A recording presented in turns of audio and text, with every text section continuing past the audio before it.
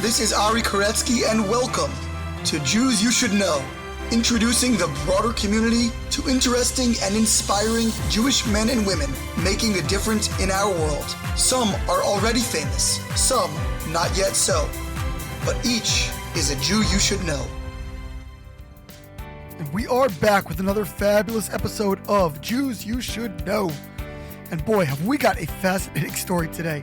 But first, of course, I've been telling you constantly now about the dailygiving.org, where you give just $1 a day, pooled together with thousands of others, over 7,000 other people, to donate every single day without thinking about it to highly vetted charitable organizations. One of the great things about this is you will learn about organizations and institutions you have never heard about before. Maybe ones like Maor. Okay, that's a joke, but that is my nonprofit in my main job.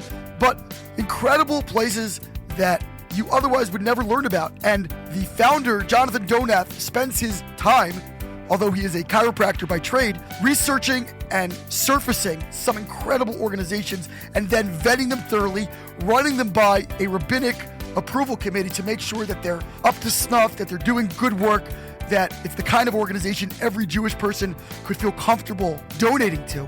And then he allows you the merit of participating as a contributor to that cause. So dailygiving.org, please sign up. I'm a donor, and I hope you will be as well. And of course, I started out by teasing our guest, and with good reason, because a lot of people were impacted by COVID, of course. That's an understatement. The entire world was impacted, dramatically so, and each of our lives were upended and transformed. But some people kind of went next level with that, and today's guest, Shari Wallack, literally ended up traveling the entire country, baking challah as a result of a mental crisis that she experienced and that she's very open about during COVID. And this experience prompted a lot of healing, a lot of learning, a lot of humorous anecdotes, basically couch surfing around the United States while baking challah and bringing joy and healing to herself and so many other people along the way. She recently wrote a book called From Hell to Hallah, and true story, she mailed me a book along with a Hell to Hallah spatula that I now use quite frequently in my kitchen, and she really is just a joy and such an upbeat, lovely, wonderful personality, and I really enjoyed meeting Shari. Meanwhile, a reminder as always to follow us on social media at Jews You Should Know spelled out fully on Instagram and Facebook, Jews You Should Know with the letter U on Twitter, comments, questions to jewsyoushouldknow@gmail.com. And now, to our conversation with From Hell to Hallah author and delightful personality, Shari Wallack. We are here with Shari Wallack, the author of From Hell to Challah. Maybe that's From Hell to Hallah or From Hell to Challah, I don't know, but rising from fragile to fearless, one grain at a time. A really fascinating story of self-discovery and healing. Shari, how are you?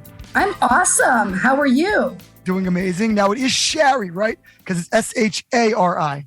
You're so good. And I have to correct people so often because they'll say Sherry and I'll say it's Shari. They go, how do you spell that? And I say S-H-A-R-I. And they say, well, that's a really strange way to spell Sherry. I said, well, if it was Sherry, yeah, it would be.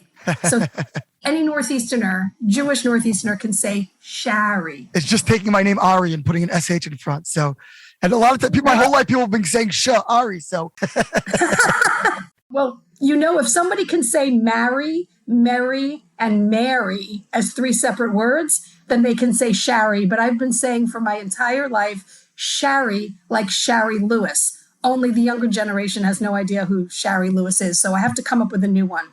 There we go. Well, fair enough. Anyway, so take it from the top. We were talking a little bit offline about where you were born or where you grew up. Let our listeners know a little bit about that. Okay, so I was born in the Bronx, very proud of that, and grew up on Long Island, went to college on Long Island. And Hofstra? No, Adelphi, close.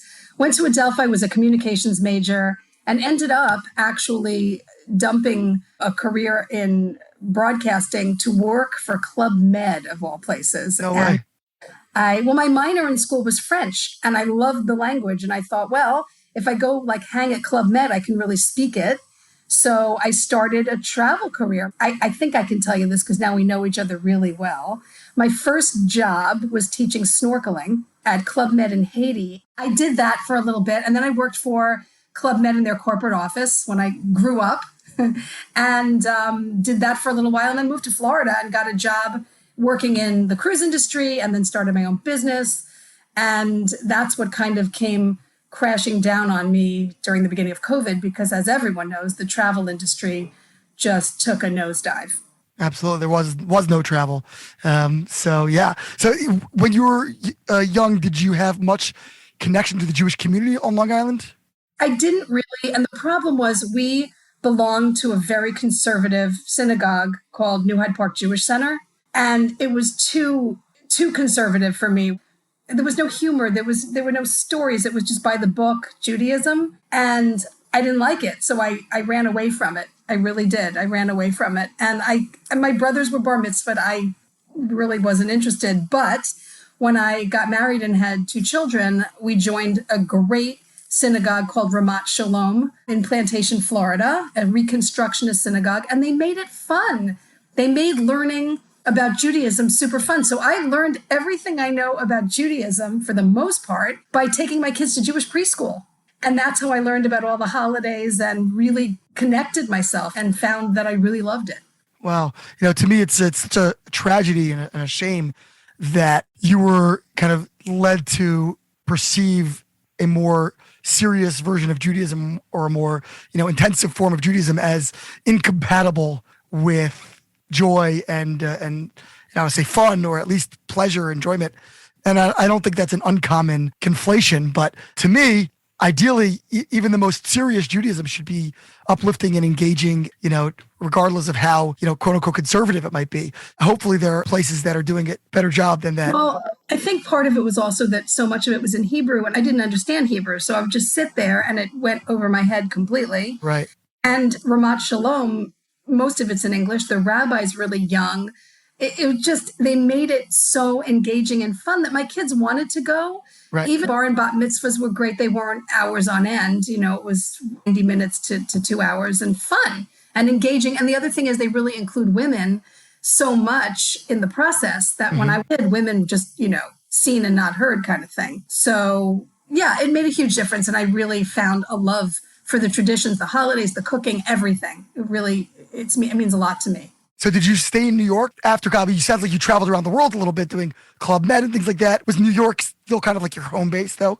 I stayed in New York until I met my husband, and I was living in a 300 square foot apartment on the Upper East Side.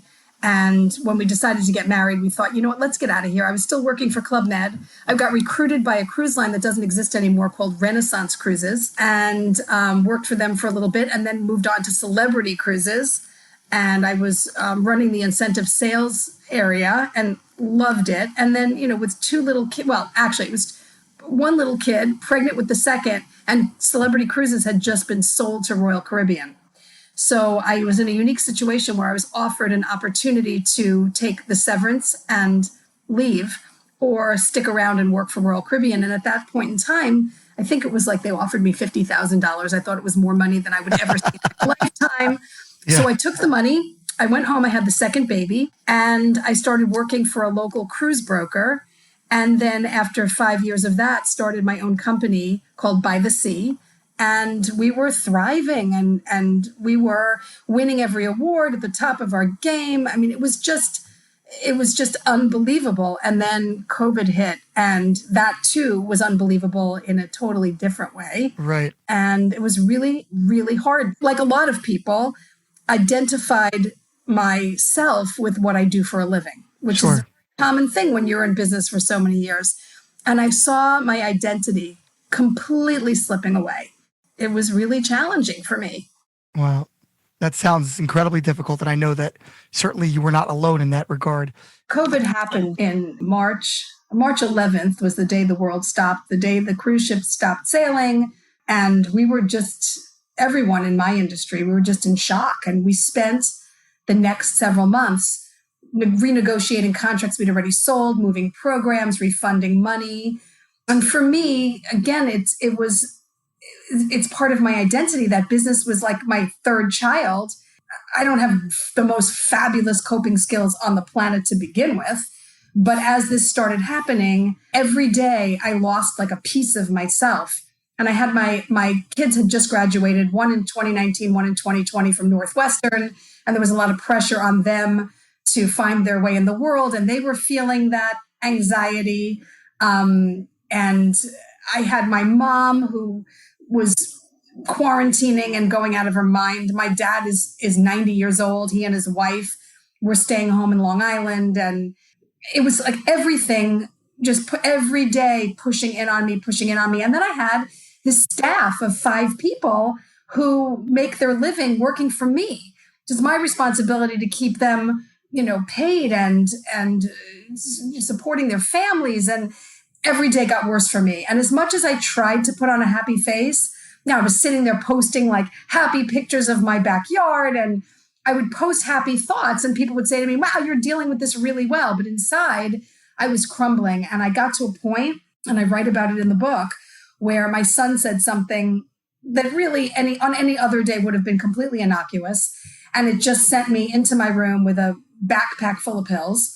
And I wasn't going to take them. That was my response, just to grab the pills, go in my room, close the door, take one Ambien, and just go to sleep. Because I thought tomorrow has got to be a better day. I can't stay in today anymore. And in the morning, when my girlfriend came to check on me, we talked about what had happened the last night and what my son said to me. And I just completely lost it. And I told her I wanted to die. I did. I said, I don't want to be here anymore. I don't want to deal with this anymore. This isn't going to play out well. And I don't want to see how it turns out. I just don't. I just want to just go. And I was in a pool of tears. And she did what probably was the right thing. She called her ex-husband, who's a cop. And, she said, what do I do? And he said, let me come and check on her. And she said, no. And he said, all right, you know what? I'll send the plantation police to come and look in on her. But that's not what happens in Florida.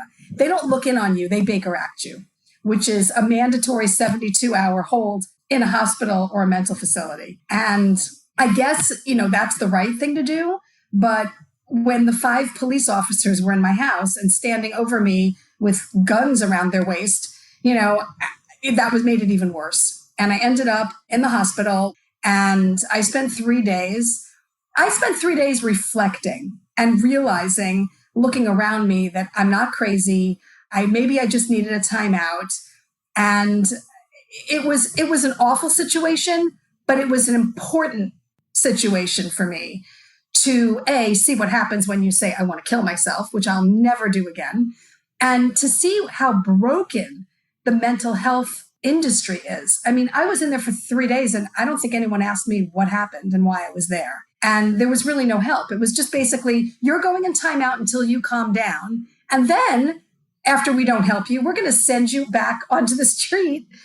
So if I really was suicidal, I would have still been suicidal at that point. But I learned a lesson from that. And I got home and I made a decision. And basically that's the hell to Hallah. Do I stay in hell, which was torture being in that house? Or do I find a path to freedom from my house, freedom from my head, freedom from what was going on in my industry? Can I find that by just getting away, which was usually my escape anyway, because I'm in the travel business. So I packed a carry-on bag, and I went to my brother's in New Jersey for what I thought would be like a long weekend, maybe a week. And as I got there, I realized that a few days wasn't going to fix what was going on. And maybe irresponsibly, or maybe really responsibly, I took this 95-day journey around the country. And you'll understand this because you're a rabbi, that accidentally or not, I went to 18 different places. I did not plan 18. It was just when I ended, it happened to be 18. And I ended up visiting not Jews, which was weird. I wasn't visiting Jews. Most of them were Mormons and Christians and people who had never seen or heard of a Hallah. And I was visiting friends and clients, some former clients, some current clients. And my way of getting out of the anxiety was baking. And I wasn't a baker. I never baked challah, really. I'm a disaster in the kitchen. But I started putting my nervous energy into challah and making traditional challah, chocolate challah, rainbow challah, nut challah, anything that I could do that was creative. I just started baking them for people.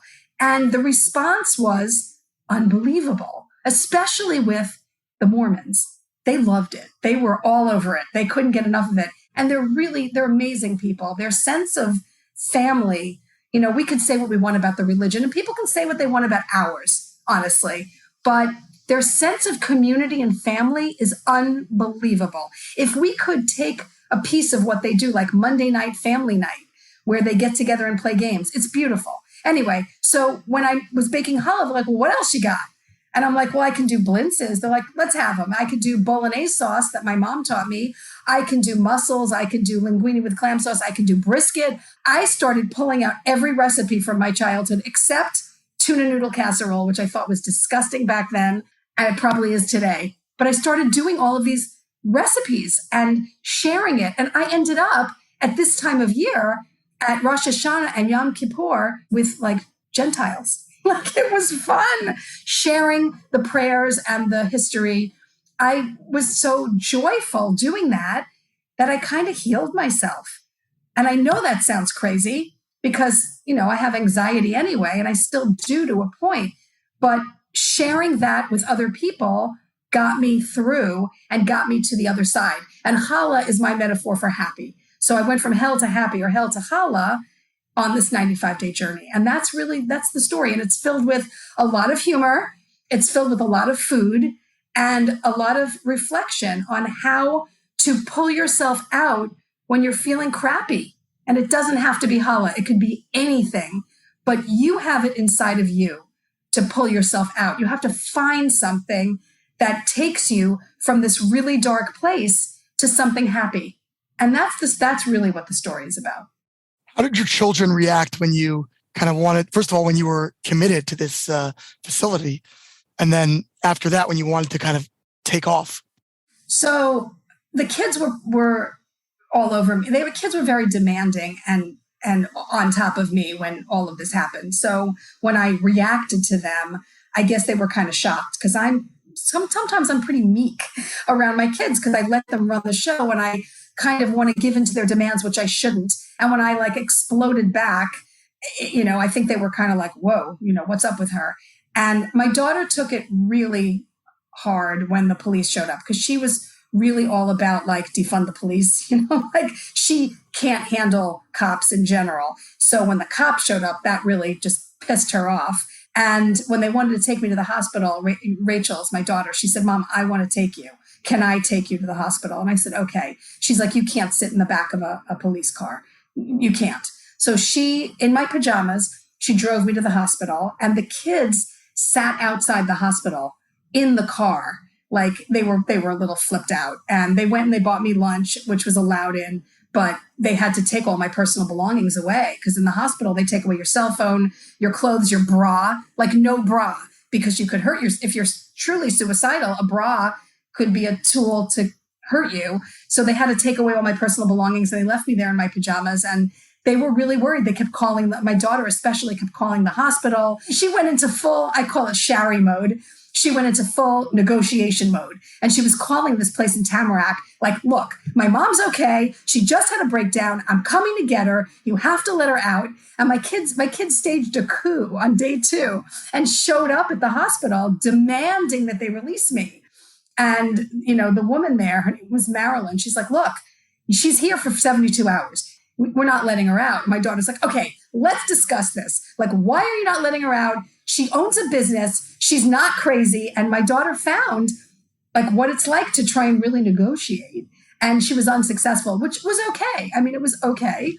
And she was furious. And then when they finally did let me out, Rachel and Jake came to get me. And, I was a mess. I looked like I belonged to the mental hospital. My hair was, I'll give you a little view of it. But I looked like one flew over the cuckoo's nest. And, they took me home. They set up the bath for me. They put on candles and music and they understood push mommy just so far and mommy's going to crack. And when I said I wanted to leave, Rachel said, I want to go with you.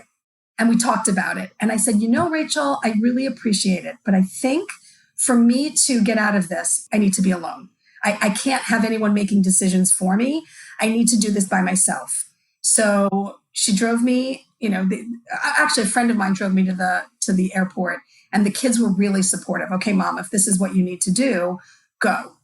And, it was really, I think for me, it was super brave because I was a mess. I couldn't even pack. I was, and then, so he asked me what happened to the kids after. So they were okay. They checked in with me. And when I came back, my daughter had gone on her own journey. She left and went to California. And my son stayed with my ex-husband. And then eventually he went to Chicago. So the kids found their own, they had to leave too. Everybody was getting like nutty staying in Florida, which, as you know, was like the epicenter of stupidity. And, they left too. So what I will say about now, my kids and I are much closer now, especially my daughter and I. And I learned how much in all of this, I really liked her. It's one thing to love your child. And I love both of my children with all of my heart, even with what happened, prior when they were, on top of me and making me a little nutty. I found out how much I really admired both of them, especially Rachel, how much I admired her tenacity. And, I am so in such a better place with them today because of leaving. So it was a good thing all around. And now they're doing okay. My daughter moved out to Oakland and doing really well. And my son is in Chicago finding himself, and I think he's going to come to New York. So we're good today. We're much better. So I'm very grateful for that. So tell me a little bit about this journey.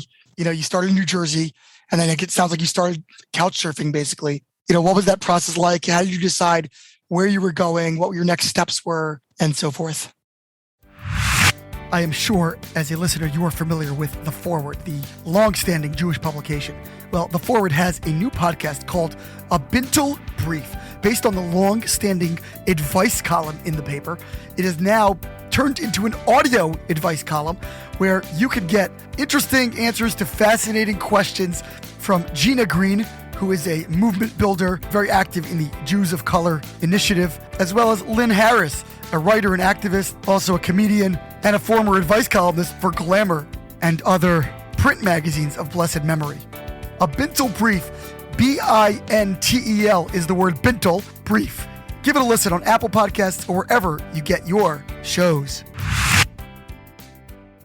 Okay, so it was never a couch. It was always a bed, thank God, because I have a bad back.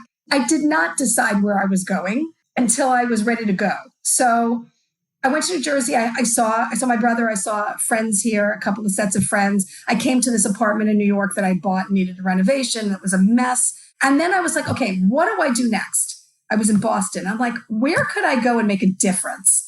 So I called my cousins in North Carolina who had 4 kids and one on the way. He's Jewish. She's not, which explains the 5 children, sort of. And I said, can I come visit you? And it had been a while since I saw them. So I went down to North Carolina, and that's where I started this whole baking episode, started baking for the kids who'd never seen a challah. And I cried like every day, and the kids were there to like be with me. And then when I was ready to leave there, I was like, okay, where can I go next? There were clients in Memphis. I do business with FedEx. And I was like, hey guys, how do you feel about a visit? And they're like, we haven't been out of our houses in like months. I'm like, will you come out for me? They're like, yeah. So I went to Memphis and hung out with the people from FedEx and stayed with a friend of mine who works for them as well. And then I'm like, okay, where can I go next? And a very good friend of mine was in Chicago. And I'm like, well, I'll just go there. And then I can take pictures of the graduation Jake never had from Northwestern. So I'll go to Northwestern and I'll take pictures with the president of Northwestern, and who's a nice Jewish boy, Morty Shapiro. So I took pictures at Northwestern and hung out with my friend Michelle. And then I'm like, well, where do I go next? And then I called a friend in Minneapolis. Can I come and visit you in Minnesota? They're like, yeah, come. So I went to Minneapolis, and then they took me up to the lake, up Lake Superior. And then I was like at a crossroads. Like, what do I do next? I have to watch my little cousin's bar mitzvah on YouTube because it wasn't going to happen in Ohio. So I called a client of mine who's become a friend. He was in Idaho. And I'm like, hey, how do you feel about a bar mitzvah? He's like, I'd love to go to a bar mitzvah. I said, well, what if I came to your place in Boise and we watched the bar mitzvah together? He's like, bring it. So I went to Boise, which happened to be the home of the company Scentsy, who makes those candle warmers, those wax warmers. And I know, and Eldon worked for Scentsy, and I happen to know the owners of Scentsy. So I went, we watched the bar mitzvah, and I contacted the owners who had just canceled a $2 million program with me on a cruise. And I'm like, well, what if I had dinner with him and could convince him to like move that program rather than cancel it? So called the owners of Scentsy and said, let's have dinner. And they're like, okay, great. So again, not knowing what was going to happen, I made a few challah breads and met them for dinner. And I said, do you guys like bread? They're like, do we like bread? I mean, that's like, cool Mormon staple. We start dinner and I pull out 2 different flavors of challah. And I said, before we eat this, let me teach you the prayer over the challah. They're like, okay. I mean, they like religion, so they like every religion. I pull out the bread, I do the prayer, and they taste the bread. They're like, you made this? I said, yeah. They go, can you teach us? I said, absolutely. When do you want me to teach you? They said, how do you feel about tomorrow? So I said, okay. I said, how about we do a whole dinner and I teach you how to make blintzes, challah, brisket, matzo ball soup, falafel. And I'm going, they're like, he's like, falafel? I love falafel. Did you say falafel? I'm like, yeah. He goes, okay, let's do it. We're going to invite some of our family over. I said, okay, great. So I go shopping and I filled up a minivan with every product you can imagine. And I end up at their doorstep. And I look like the caterer showing up at a party at their home. And we did like 2.5 hours of cooking. And they were just beaming. It was so much fun. And all of this is in the book. And then at the end of the dinner, Orville, who's the owner, turns to me and goes, let's talk about that cruise.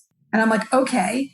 And within 5 minutes, he agreed to take the money and move it to another cruise, which saved me of losing that program. And I was like, wait a minute. This guy said no to this deal all along. What was the difference in him saying yes now? And I realized it was the food. It was the company. It was the human connection. It was the in-person connection. And he said to me, Shari, we never invite people into our home, ever. This is like so unusual that we're doing this. And then I told him a lot about myself because here I am breaking through with this client who was really just a client before and now became a close friend. And I laugh and I think, well, it must have been the matzo balls. I mean, there's no other explanation, but there was a lot of like great connection. It was incredible. It made my heart sing and it made them so happy. So they call up their friend who used to be Jewish and converted to Mormon. And they call her up. They go, Monica, get over here. We have a Jew here making blintzes. Come on over. So she runs over with her 2 daughters. And she's like, could you do this for me? Could you do Shabbat at our house? I'm like, yeah. They go, come tomorrow. We'll make. So I repeated the whole evening again with the neighbors. And Orville and his wife Heidi showed up for that dinner too. I'm like, what are you doing here? They're like, we loved it. We want to do it again. So like here I am in the Mormon community, like bringing in Shabbat. And Monica's bringing out stuff from her childhood and her grandmother's recipes and her grandmother's plates, the Seder plate. I'm like, it was amazing. So, all right. So from Boise, I'm like, well, now what? And I was supposed to go out to Eastern Washington. But if you remember, there were fires and like it was horrible in the Tacoma area. And I looked at my friend Eldon. I said, well, what do I do now? He goes, go to Jackson Hole. Have you ever been there? I'm like, no. He goes, go to Jackson Hole. You'll love it. And this is where the story gets interesting because I drove to Jackson Hole and on my 3rd day there, the phone rings and it's my friend Ruth. She's like, Shari, you want to have lunch? I'm like, Ruth, I'm not in San Diego. I'm in Jackson Hole. She said, no, I'm in Jackson Hole too. Let's have lunch. I'm like, okay. So I meet Ruth for lunch and Ruth just happens to own a speakers bureau. And she said, tell me the story. What's going on? And I said, well, I started out in the mental hospital and then I went on the road. And she said, Shari, this is too good for you not to write. You have to write a book. And if you write the book, I can put you on the speaker circuit. I can help you get there, but you got to write the book. And I'm like, new career. Okay, I'll write the book. And I left Jackson Hole and I went to Salt Lake to visit friends there. And it was a rainy day. It never rains in Salt Lake. Okay. It's the driest place on earth. And it was a Sunday. So I was with Ruth like Friday. On Sunday, it's raining. And I figured, what the heck? And I pull out my computer and I started writing for 72 hours straight. I mean, like I barely left the couch. And the coincidence there is, or no coincidence, I was in the mental hospital 72 hours, and here I am writing for 72 hours.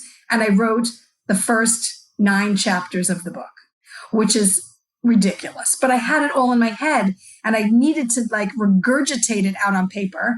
So I wrote the first 9 chapters. I was in real time at that point, and then started writing the rest. And it was really that visit, that weird non-coincidence, as my rabbi would say, that I ended up in Jackson Hole because I was not supposed to go there. So Jackson Hole, and then Salt Lake, and then LA, and then Phoenix, and then Tucson and Sedona. And it just kind of took on a life of its own, but it was never planned. It was one city, one destination at a time.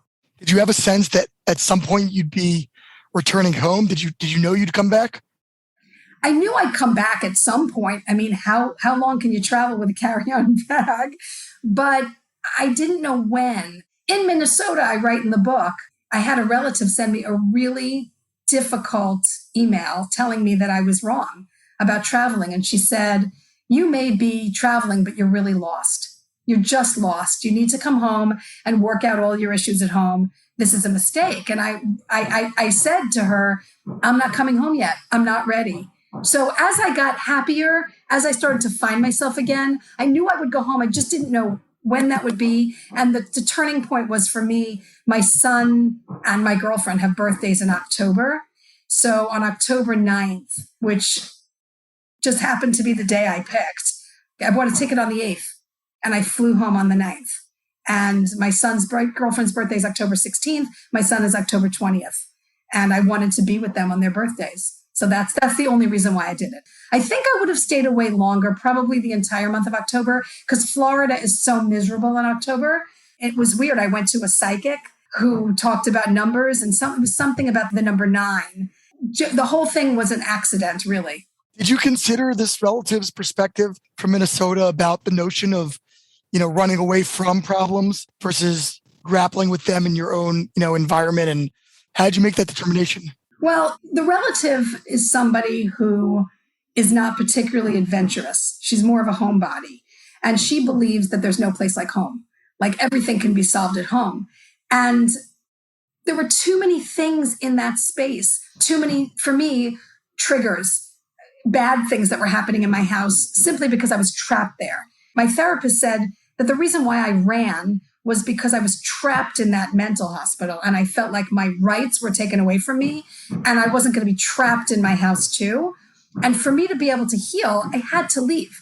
I couldn't work it out. For me, it was way too far gone for Lexapro and a therapist to get me back on track. I wasn't eating. I was just so sad and so depressed that I couldn't anymore.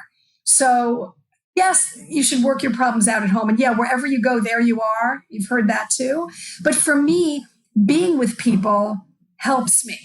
Being free, because I can't be trapped or controlled. So being free was what I needed. And I needed to make my own decisions. People just bring me so much joy, right? So going from house to house and bringing them some relief from COVID, the baking, the cheerful stuff helped them too. So was she right? Was I lost? Yeah, I probably was lost, but I was finding myself. She said I'm running from my problems. I don't know. I don't know. I mean, look, the book proves that I was right because today I'm here and I'm doing great. I don't think I would have been doing great had I stayed.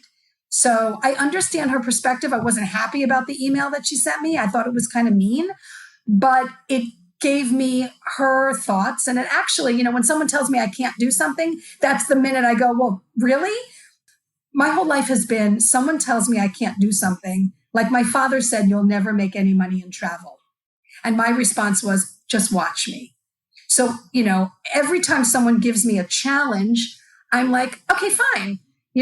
People have said, you'll never write that book. Oh, really? Watch me. So, I've had people say, you'll never have an apartment in Manhattan. I'm like, I will. I'll find a way. I'm going to do this. So I think she helped me by telling me I was on the wrong path. And I'm like, okay, well, I'm going to prove to you that I'm not. I love a good challenge. I love to solve a problem and I'm very creative. So I love that she sent it to me. It gave me something to put in the book that was almost like a zets, like my grandmother would say, like a kick in the behind to prove her wrong. And, I love this relative. I love her. She's a wonderful person, and she didn't mean to hurt me. And I'm glad she sent it. And we have a great relationship. I just think life is too short to not work it out with people.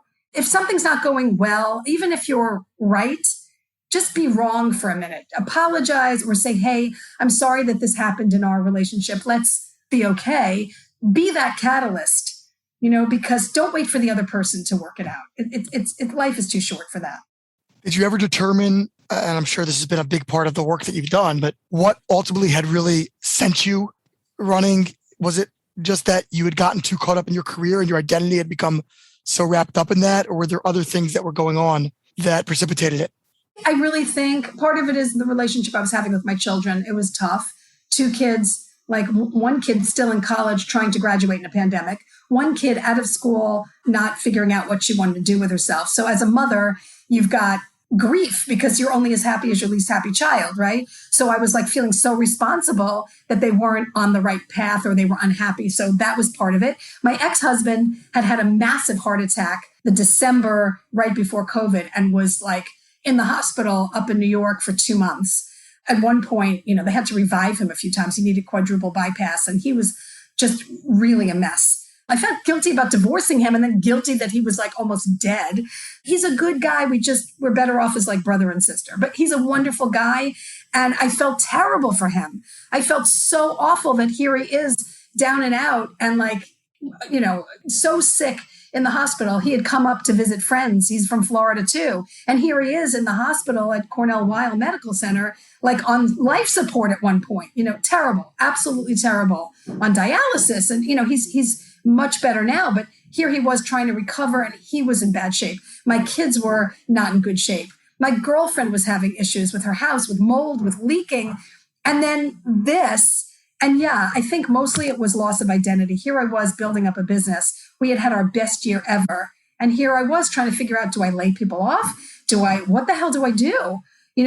I'm losing my identity and I have people on unemployment and stimulus money and we're refunding money left and right. I had one cruise line who demanded I repay them $150,000 worth of commissions they had paid out that I still owe them to this day. And it was just a mess. I could have handled any one of those things independently, but it was so many things at once. And I'm an escapist. Like I just wanted to run and I didn't know to where. So the pills were like, I'll just take pills and that'll cure everything. And we all know that doesn't solve anything. So I knew before I took a whole bottle of pills, I needed to save myself from myself. And that was the best I could do, was to run. But not everybody runs. Some people solve it at home. Some people, they disappear figuratively and literally, just disappear. I mean, like suicides were really, and they probably still are really high for people who don't know how they're going to get themselves out of financial problems and job loss and loss of relatives. I mean, we don't really talk about all of the suicides, but I guarantee you there have been many in COVID for people who didn't know how to cope. I mean, fortunately, financially, I'm okay. If I wasn't, that would have been another story. But, it's hard. It was hard for me. It was really hard. I identify with that business. And I identify as a mom and I, identify as so many things. And I felt like they were all falling apart at once. How did everything work with COVID? Because it was a time when people weren't really traveling or taking in other people into their homes and things like that. Were you just going to people who were a little bit more lenient, or how did that work? I don't know. Like nobody said no to me, which was really weird. I mean, I guess I just said, hey, can I come? And they're like, sure. Like, I don't know that I would have let people in my house, right? But the way I did it, first of all, I took 12 COVID tests. So I took a test in the destination I was in before I went to the next one. I was constantly testing. I was wearing a mask. I was wearing a shield and I flew first class for like $79, like everywhere I went. So was it completely safe? Of course not. But I was like in a little bit of a bubble. And when I went to these people's homes, we weren't out dining. I think I went to that one restaurant with Orville, but again, in a bubble. And he had COVID. But Yeah, I thought it was a little weird. They won't let me in, right? But I convinced them that I was safe. I guess, partly I think they were all so desperate for human contact too, and I've got multiple personalities. Like, so when I show up, I'm bringing like a whole band with me because I entertain people. I'm like, hey, let's do this. Let's play a game. Let's bake.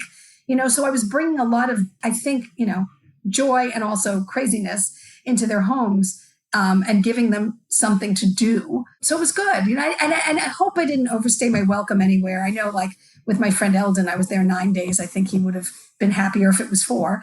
But I didn't know what to do with the fires in Washington. I didn't know where the heck to go. So I had to like reroute and replan. And sometimes I stayed in hotels. Like in Jackson Hole, I was in a hotel. In LA, I was in a hotel. And the protocols were incredible. Like there were very few services going on. Like they didn't come and clean your room. There was no room service. There were, no restaurants operating. So it was pretty safe. I don't know. I mean, in retrospect, would I do it again? I don't know. I mean, it was pretty crazy, which is what makes the book interesting, that I did something that people can't imagine that I did because they wouldn't have done it. Right. But I don't know. I just did it because I'm impulsive. What was your favorite place to go that maybe, you would want to go back and spend more time in? I think, first of all, I liked all of the national park stuff. I mean, I loved Yellowstone, Bryce, Zion. I thought they were fascinating. I would go back to all of those. I think Jackson Hole was like the neatest little town. The most peaceful place, the place where I got the most healing was Sedona. Sedona. I was just there a couple months ago with a group of college students. Yeah, I mean, the hike, I'm not a hiker. I have like leg and back problems, but I was hiking. Like, did you do Cathedral Rock? I did every rock. That's like a really tough hike where you're like climbing up the I side. Went over there, but we didn't go up it. I did like the Teapot, and we did some gentle hikes. I think when I was with my friend Michelle, who's a total kook, and she did some of the tougher stuff while I was in the spa. I was that I'm going to go get a massage, a colonic, a facial, like you go do that. But I just loved the energy, the vortexes, and there's pictures of me in the book just sitting in like yoga position, like taking in the swirling air. That was amazing. The other thing I will say that was absolutely my top 2 was when I went glamping. And I haven't camped or glamped since I was a Girl Scout. And I found this like tent resort.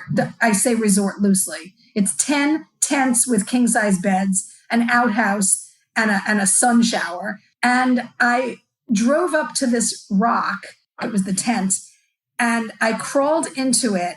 And I was like, oh my God, I'm by myself in the woods with a flashlight, a headlamp, some hand sanitizer, and a jug of water, and a little like fire pit and some wood by myself. Like, okay, this is a test. Can I do this? Like, no electricity. All right, I'm going to give it a shot. And I made myself a fire, and I sat there, and I was at that point in full writing mode. And I'm like, this is the coolest thing ever. Like, I don't want to talk to anyone. I don't want to hear anyone. I just want to be by myself. It was unbelievable. For somebody who likes to be around people, because I love to be around people, I would do it again in a heartbeat. So in my insanity, I ended up buying a conversion van through a guy in Salt Lake. And over the phone, he went and bought it for me. And he is almost done, like completely decking it out into a little tiny home for me so I could do this again. Because that was unbelievable. So my van will live out in California somewhere or out in Utah somewhere. And then I will take it on little trips and go into the woods and the national parks and, be a Girl Scout again. So, I mean, that's crazy, right? I mean, I would have never thought of doing that, but I'm doing it. So a lot of good came out of this for me, a lot. That's amazing. What was a place you didn't get to go that you would want to go to? I totally wanted to go to Lake Tahoe. And right now it's so sad because everything's on fire. I would like to go to Tahoe. I want to go to Yosemite. Someday, like do a lot more of Wyoming. And I want to go to Montana. Yes. Really want to go to Montana. I want to go to, what is it called? Big Sky. I want to go to Big Sky. I want to go to Glacier. Absolutely that. and do more of California. Like I'd like to, my daughter is out and I told you in Oakland, I'd like to take the van out there with her and drive down the coast and take her to San Simeon and Hearst Castle and, all of that beautiful area in Northern California. Maybe go to wine country with her. So yeah, there's some things I want to do. I think I only have 5 states left I haven't visited. Some of them I don't need to visit, but I've been all over and I want to do it again. I want to experience it again. So Colorado, it's just the country for people who spend their time and their money traveling outside this country because they think it's exotic. And it is. There's so much that's exotic. If you haven't been to Zion, cancel your trip to Europe. Go to Zion. You'll flip. Utah is the most incredible state on earth. It just is. But we don't take the time to experience our own country because we think it's not interesting enough. It's too American. That's nonsense. Go and visit your country. Go to Maine. Go to New England. It's gorgeous. Go do that before you're exploring Iceland. Go see what's here. There's so much here. And there's so many Jewish communities here too. If you just drive around, there's so many that will take you into their fold and will be thrilled for you to show up. And I have found that. I've gone to synagogues, not on this trip, but on different trips. I'm like, well, where's the synagogue in Charleston? It's amazing. Beautiful. Gorgeous. Gorgeous, gorgeous. Yep. I've done that as well. I love that. Love that. If you're out in Montana sometime, there's a wonderful Chabad out there. I actually interviewed the rabbi on this show. He's an amazing guy who's adopted like 5 children with special needs, and he's an incredible person. He's been written up all over the place. So worth checking that out. But there's a Chabad pretty much in every town. So yeah, I would, I think that Jews connect with Jews no matter where they are. I've done it in Europe. I've done it all over the world. I found like the Jewish community in the strangest places. And I've been to the synagogue in Rome and I've been to the Jewish quarter in Paris. And I love to do that. And I particularly love Prague. I went to the synagogues in Prague and I went into the store. I bought I'd show you, but we're only on audio, but I bought the most spectacular Seder plate in Prague that I bought 20 something years ago to save for my kids. And now I have it in my apartment in New York. I love Judaica. Love it. I love to buy it. I love to display it. But yeah, the communities in the United States are incredible. And I can't wait to go back and visit more of them and have Shabbat dinner with random people and have people from other places come and have Shabbat dinner with me in New York. Like if you're in New York, come to my house. I'll make you blintzes. Come. Tell me about New York. How did you end up there from Florida? That's not where you were. Well, I always wanted to come back to New York. Like always wanted to have a place here, but couldn't afford it for a long time. And then when business was really good, I thought, you know what? It's time to do that. My kids are grown and gone. It's time for me to come back and have a place here. So I looked and found this place on the Upper West Side. It's in a building from 1890. And it was a complete gut job, like a total disaster. And I couldn't renovate it for a year. And then I spent the past months with a contractor redoing it.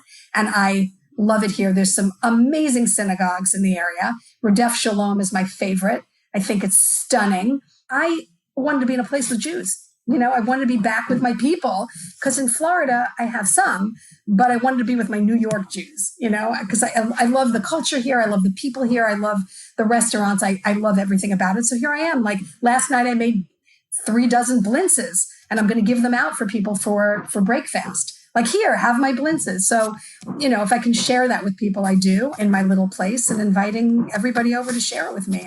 I love that. So come to New York. That sounds awesome. Do you go back and forth or do you mostly stay there? No, I can only be here 6 months. I will be back in Florida in the winter and I'll be here in the spring and fall. And in the summers, I think I want to take that conversion van and go running around a little bit. So see, my life has gotten really interesting. And I think the lack of business has given me freedom because when I was working full time, I didn't have time to do any of this. So, but I can work from anywhere. Just give me a computer and a cell phone and I can work from anywhere. And I hope business comes back. I love my clients. I love doing what I do. And we'll see what happens. COVID has given us, a hiccup and we'll see what and who survives in terms of business. I miss the cruise industry terribly, but I have to be patient just like everyone else. And it sounds like, thankfully, you did well enough before COVID to be able to tide over. Exactly. Yeah, I did. So I'm so grateful for that. I know many people don't have that luxury and I don't take it for granted for 1 minute. I am not the least bit entitled. And I'm a good saver. I spend when I want to, but I'm a great saver, and I've saved. And I have a great financial planner. His name is George. And he always said to me, Shari, my job is not to make you rich, it's to keep you from being poor. And he's done a good job of keeping me from being poor. So I'm grateful to him. His mother, and I have a dedication to her in the book, his mother, Hannah, is a Holocaust survivor. And I write in the book that she's gone through real atrocity and death and disaster. Mine doesn't compare at all. And I honor her because I know that she's been through so much. And, people ask me, why is Hannah in your book? Why did you dedicate some of it to her? And I'm like, that's a survivor. I survived COVID, big deal. I survived business losses, whatever. But she and those like her survived real tragedy. And I wanted to honor her. She's already in her 90s. She turned 90. I went to her 90th birthday party. She's an amazing woman. So my shout out to Hannah Temmel, the greatest person on the planet in my mind, and her son, George, who kept me from being poor. What do you think you've learned about yourself through all of this, all these travels and the journey and the challah and the people and everything that you've gone through? What has that taught you about yourself? I learned that my identity is so much more than my business. And shame on me for thinking that that's who I was, because COVID gave me the time to discover or rediscover all these things about myself that I truly loved. Like Broadway is one of them. So I've been up in New York kind of connecting with actors and musicians and stage managers. And the coolest thing is I found a restaurant, and I've become very good friends with the owner, and we're putting together like a Broadway cabaret space in the downstairs of his restaurant. And I have a patio here that I've named Barcelona because it looks like Barcelona. So I'm going to be doing Broadway breakfast at Barcelona and having performers come and have breakfast with me. I'm going to make them the most Jewish breakfast on the planet and talk to them about their experiences. And we're going to do like a webcast series of that. How are you meeting all these performers?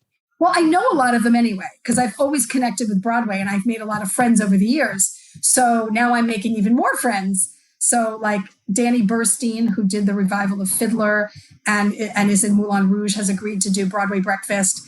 And my friend Lisa Brescia, who starred in Mamma Mia and Wicked, and Dear Evan Hansen is going to do one for me. And I have a lot of, very talented Broadway friends, and they're introducing me to other talented Broadway friends. Brian Stokes Mitchell lives in my neighborhood. We're hoping to get him to do a benefit concert at the restaurant. So, it's given me back the things I always loved. And I'm doing that. So I have time. And writing this book, I never knew I was an author. I knew I liked to write, but I never thought I could write a book. Everyone says, I'll write a book, but they don't do it. So like that was a gift. So as much as COVID was a nightmare, to me, it was an incredible gift, a time where I could step back and not be so involved in work and making money. I've never made less money, right? But it gave me such joy. I even taught a class at a university while I was in Jackson Hole in my pajamas. I connected with a professor, and she said, sure, you could teach a class on entrepreneurship. So I did things I never thought I'd do. So I am so joyful and grateful. And like Rabbi Andrew would say, there are no coincidences. So COVID isn't a coincidence for me. COVID was something that in my life, I don't want to say it was meant to be because it's a horrible, horrible thing, but it gave me more than it took from me personally. It's taken so much from so many people, and it's horrible, but it gave me things that, as much as I am sad for the people who were lost and the jobs lost and every tragedy, I am happy that I've been here to bring other people joy and to give back in a lot of ways. So, what am I going to do? I have to accept it and do the best I can with it and be there for people who have lost people, be there and give back in some way and help them. I feel like our job, if we've been successful, if we've found joy, our job as Jews, as people, is to give. So I hope that I leave you with that. I hope people will read the book. You can go on Amazon. You can go on www.fromhelltohallah.com. You can go in your local bookstore and beg for them to carry it. I hope people will get it. I think you find a lot of humor and a lot of joy from it. And I thank you, Ari. Thank you, Shari. You have an amazing energy, just pops through the screen, such an infectious joy of your own, it means even more in the context of knowing, where you came from and what you've been through. You talked earlier about social media and how that even you were posting positive, memes and things on there. And just to show you, how shallow and fake that can be, because you were going through so much difficulty, but to know that you were in that place and nevertheless that you have such incredible sense of enthusiasm and really an infectious joy, it means all the more in contrast to where you've been. I have found that people will listen to you when you're sad for a little bit of time. Nobody wants to be burdened with anybody's misery. And I realized if I was going to be miserable and tell everyone how unhappy I was, they would just walk away. So I was posting pictures of my feet by my pool saying, hey, today's a great day. When inside, I was feeling horrible, absolutely horrible. And I posted along the way everything that was joyful. I never posted sadness, misery. I never did. Other people did. This stinks. This is awful. And I was like, we're going to get through this, even when I felt lousy, so fake it till you make it. The other thing is I had a great therapist and she was kind of telling me how proud she was of me, which helped me. And I she was telling me, look in the mirror and just say, you can do this. For everybody who's suffering with any kind of sadness, anxiety, depression, I get you. I know where you are. I have been there. And all I can tell you is dig deep, find something, even if it's a few minutes a day, do something that brings you some joy. And if you keep doing it, eventually you will actually have real joy. But it's hard work and no one's going to pull you out of it but you. Don't rely on other people. They can't do it for you. It's inside of you. They can't help you. It's not like you're drowning in the actual water and I give you a tube and I say, here, grab on, I'll pull you out. Yeah, that's great when you're actually drowning. But when you're drowning inside, nobody can throw you a life raft.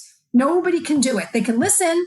They can invite you over. But if you keep telling them how miserable you are, you won't be invited back. And then you'll be lonelier than you were before. So fake it till you make it. Smile. Believe it or not, if you smile, you find happiness. If you laugh, even when you don't feel like it, you start actually laughing. It's true, and smile. Look at yourself in the mirror. And if you're not smiling, put it on.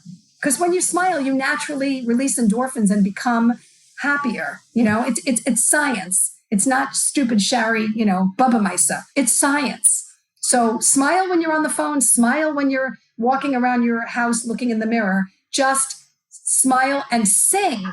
Even if you are lousy at it, just sing. Even if you stink. Sing, be happy, bake, do something, and you will find your way. And if you have to take meds, take meds. I take Lexapro. I mean, it helps. There we go. Shari Wallack from Hell to Challah. Thank you so much for bringing your joy and bringing your energy. Really appreciate it. Thank you for joining us. Thank you so much, Ari. You're a pleasure. And just a final reminder to join me, along with almost 8,000 other people, as a daily donor to dailygiving.org. You will be thrilled with yourself for days, months, and years to come. Dailygiving.org, proud sponsor of Jews You Should Know. Please join me in signing up right now. This has been Ari Koretsky on Jews You Should Know. Please visit us at JewsYouShouldKnow.com and subscribe at iTunes, Stitcher, or wherever you consume podcasts. Find us on social media at Jews You Should Know. If you'd like to become a supporter of this podcast, we would greatly appreciate that, and you can do so by visiting patreon.com. That's patreon.com/Jews You Should Know. Finally, if you have enjoyed this podcast, please leave us a review so that we can continue to grow and introduce many more people to Jews You Should Know.